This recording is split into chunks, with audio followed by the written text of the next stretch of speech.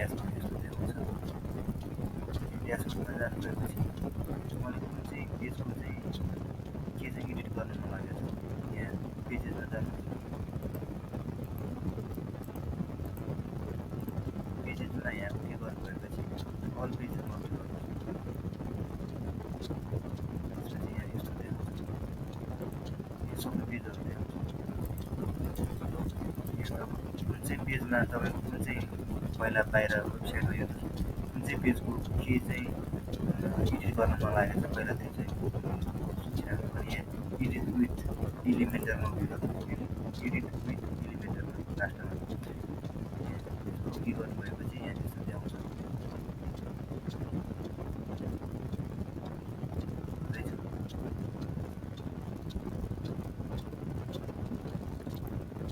यहाँ अब तपाईँले के चेन्ज गर्न मन लाग्यो, यो फोटो चेन्ज गर्न मन लाग्यो भने यहाँ फोटोमा क्लिक गर्नुहोस्।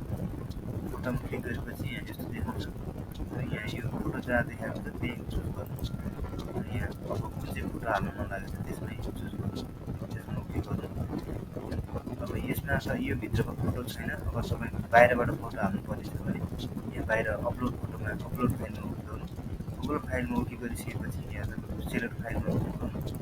अनि सेलेक्ट फाइलमा क्लिक गर्दाखेरि तपाईँको यहाँ डिभाइसमा भएको फोटोहरू देखाउनु हुन्छ। अब यहाँ कुन आफ्नो डिभाइसमा कुन चाहिँ फोटो कहाँ छ भनेर तपाईँले यहाँ चुज गर्नुहोस्। अनि त्यसलाई क्लिक गर्नुहोस्। क्लिक गरिसकेपछि यहाँ ओपनमा क्लिक गरेपछि यहाँ तपाईँको फोटो आउँछ। अनि चाहिँ मैले यहाँ हाल्छु।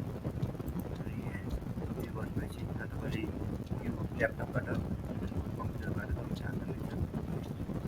यो फोटो यहाँ तल जानुहोस्। तल तपाईँले यहाँ के चेन्ज गर्न मन लाग्यो भने कुन चाहिँ एडिट गर्न मन लाग्यो यो शब्द एडिट गर्न लाग्यो भने यहाँ जस्तो घेराहरू आउँछ। यो जुन घेरामा यहाँ गर्नुहुन्छ त्यसमा त्यही घेराको चाहिँ एडिट हुन्छ। यो चुज गर्नुपर्छ। यहाँ अब यसमा कुनै अक्षरहरू यहाँ हटाउन थपहरू गर्न मन लागेको छ भने यहाँबाट यहाँ यसमा केही अक्षरमा उयो गर्ने यहाँ अक्षरमा उयो गरिसकेपछि यहाँ जानुपर्छ।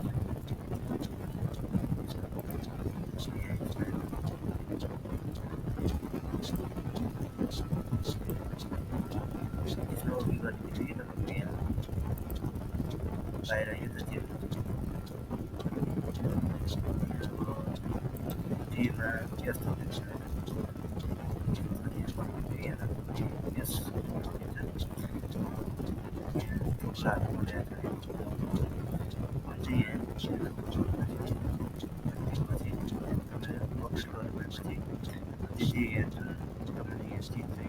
यस अपलोड गर्न मन लागेको छ त्यो त्यसमा गरिसकेपछि तपाईँले यहाँ लास्टमा यहाँ अपडेट गर्ने अप्सन छ। यहाँ अपडेटमा क्लिक गर्नुपर्छ। अब राम्रोसँग तपाईँले सक्नु भएन जानु भएन भने बिस्तारै गर्दै गर्नुहुन्छ। र अथवा त यहाँ जता मलाई त्यतै चाहिँ अब नगर्नु भयो भने राम्रो हुन्छ। अनि यो तपाईँले पहिल्यै गरेको कामहरू चाहिँ सबै यो तपाईँले डिलिट गर्न सक्छ। बिस्तारै पहिला एउटा एडिट गर्नलाई एउटादेखि थोरै सानोदेखि एडिट गर्न सक्नुहुन्छ। बिस्तारै कम्प्लिट गर्दै जानु सक्ने सुरुमै सबै कुराहरू मिलाउनलाई हतार नगर्नु अहिले थोरै गर्दै अपडेट गर्नु गर्नुपर्छ। अपडेट हुन्छ। अनि फेरि अब अर्को पेजको तपाईँलाई अर्को पेजको अब एडिट गर्न मन लागेको छ भने अर्को पेजमा यहाँ के गर्नु पेज सेलेक्ट गर्नु पहिला कहाँ हुनु सक्दैन।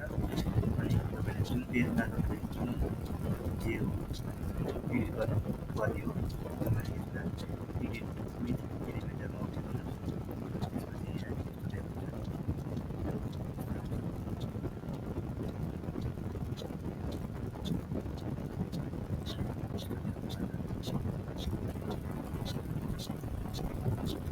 तपाईँले यहाँ कुन चाहिँ तपाईँले कुन चाहिँ गर्नु मन लागेको छ कुन चाहिँ चेन्ज गर्नु मन लागेको छ त्यसमा क्लिक गर्नुहोस्। अनि यहाँ यतापट्टि साइडमा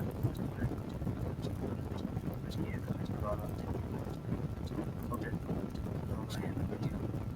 जे मन लागेको छ त्यो चेन्ज गरिसकेपछि तपाईँले तल यहाँ अपडेटको अप्सनमा अपडेटको अप्सनमा यहाँ क्लिक गरेर पनि तपाईँ अपडेट गर्नु सक्नुहुन्छ।